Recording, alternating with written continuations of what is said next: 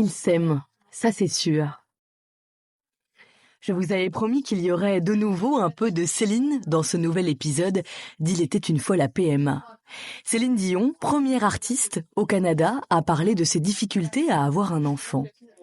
Cette fois, nous nous intéressons aux dons. Ce n'est pas l'épisode le plus simple parce qu'il mérite de se plonger dans des chiffres pour mieux comprendre les arguments des uns et des autres. Quelle est la politique du don en France ? Nous avons rencontré une donneuse. Harmonie a donné une fois ses ovocytes. Je précise une fois, mais de toute façon, les hôpitaux français encouragent à ne pas faire plus de 2 dons.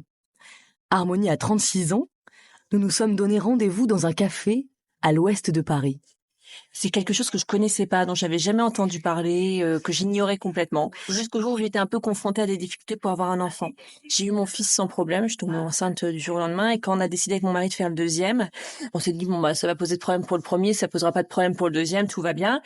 Et en réalité, je suis tombée enceinte très très vite du deuxième, et j'ai fait une fausse couche. Et derrière, j'ai eu pas mal de problèmes, en fait, de pathologies liées à la fausse couche. Et donc là, je me suis retrouvée dans un parcours de chirurgie réparatrice entre guillemets pour remettre un peu tout ça en ordre.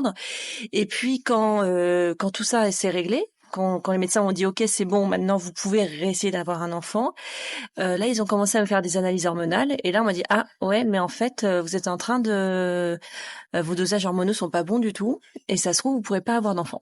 Et vous avez quel âge à ce moment-là ? Et à ce moment-là, j'ai 34 ans. Et de ce fait, ma question a été OK, donc si ça se confirme, quelle est la solution ? La solution, ça serait le don d'ovocytes. Et donc là, j'ai commencé à m'intéresser au don d'ovocytes. Et là, je me suis rendu compte de la galère énorme que c'était, côté receveuse, pour avoir ce don d'ovocytes. Et donc, à ce moment-là, je me fais la promesse de me dire, si j'arrive à avoir quand même un enfant, je donnerai mes ovocytes. Et au miracle, l'été, je suis tombée enceinte de jumelles, naturellement. Donc voilà, donc ça a été le grand coup de bol, quoi. Elle accouche et 2 mois plus tard, elle dépasse sa phobie des piqûres. Donner, c'est pas extrêmement simple. Il y a, que vous soyez un homme ou une femme, un entretien, des examens médicaux, une enquête génétique, un rendez-vous avec un psy. Et si vous êtes une femme, la préparation de l'opération et de l'anesthésie et la stimulation hormonale. Des médicaments, des piqûres pour que le nombre d'ovules soit le plus élevé possible le jour où ils vous sont prélevés. Il y a aussi un âge limite pour donner ces gamètes. 45 ans pour les hommes, 37 pour les femmes. Être en bonne santé et avoir l'accord de son conjoint, si conjoint il y a. Et encore si ça vous semble compliqué, dites-vous que jusqu'en 2015, il fallait aussi avoir déjà eu un enfant, mais ce n'est plus le cas aujourd'hui. Pour Harmonie, il s'agit juste d'un don de cellules, rien de plus. Elle le compare même avec le sang et les plaquettes qu'elle a déjà données. Mais quand même, il y a une question qui remonte régulièrement.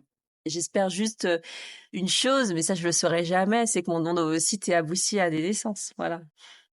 Quitte à encaisser la déception de me dire qu'il y a aucun enfant qui sont issus de ce don d'ovocytes, mais j'aimerais bien savoir. Ça j'aimerais bien le savoir. J'ai pas du tout la curiosité de savoir où, quand, comment, mais la curiosité de savoir sur ces ovocytes que j'ai donnés, combien ont donné naissance à un enfant.